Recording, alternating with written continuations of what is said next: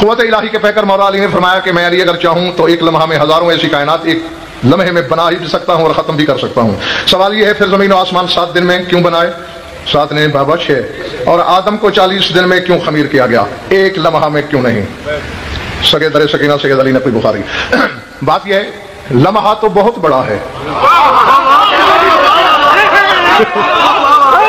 علی اگر چاہے تو لمحے کے کروڑویں حصے میں ایسی کروڑوں کائنات بنا بھی دے مٹا بھی دے. اب دیکھیں میری طرف دیکھیے. پہلے فرمایا خلق السماوات والارض فی 6 ایام، 6 وقتوں میں. یہ دن اس کا ترجمہ صحیح نہیں کیونکہ اس وقت دن تھے ہی نہیں.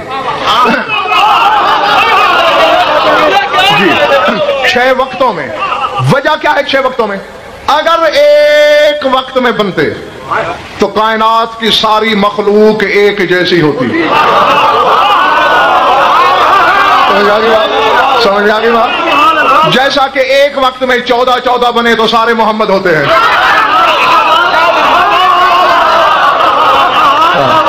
جی ہاں. اور دیکھو پھر قرآن کہتا ہے خلق السماوات فی یومین، آسمان 2 وقتوں میں بنے. والارض فی 4 ایام سواء للسائلین، اور زمین 4 دنوں میں.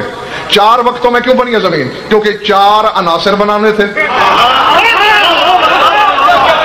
ایک ہاں جی ایک عنصر کو ایک وقت ملا. ہاں ورنہ سب ایک جیسے ہوتے. اور آسمان کو 2 وقت اس لیے ملے کہ 2 قسم کے فرشتے بننے تھے. اگر وہ بھی ایک وقت میں بنتا تو سارے ایک جیسے ہوتے. اور یہ نہ مشیت الہی تھی نہ مصلحت خیبر شکن. آ گیا سمجھ میں بات؟ اور رہ گئی آدم کی 40 دن مٹی خمیر کرنے کی بات، تو وہ بالکل ایسا ہے. کیا اللہ کو پتہ نہیں کہ کس بندے کو جنت ملنا ہے اور کس کو جہنم؟ تو مرتے ہی کیوں نہیں بھیج دیتا؟ یہ برزخ کیوں ہے؟ سمجھ میں آ رہی میری بات ہے؟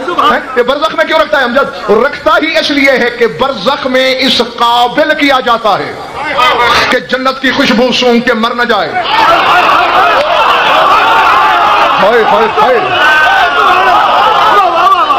اللہ جانے سردار صاحب علیہ تسلیم شاہ میں نے کیا کہا اور کس کے سر سے میری بات گزر گئی.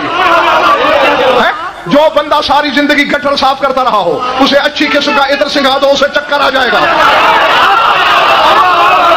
یہ ملکوت کی خوشبوؤں کی لپٹیں انوار کی تجلیات کو برداشت کرنے کا کورس کرایا جاتا ہے. 40 دن تک آدم کا خمیر گوند گوند کے علی نے چاہا کہ آدم مجھ سے ہم کلام ہونے کے قابل ہو سکے.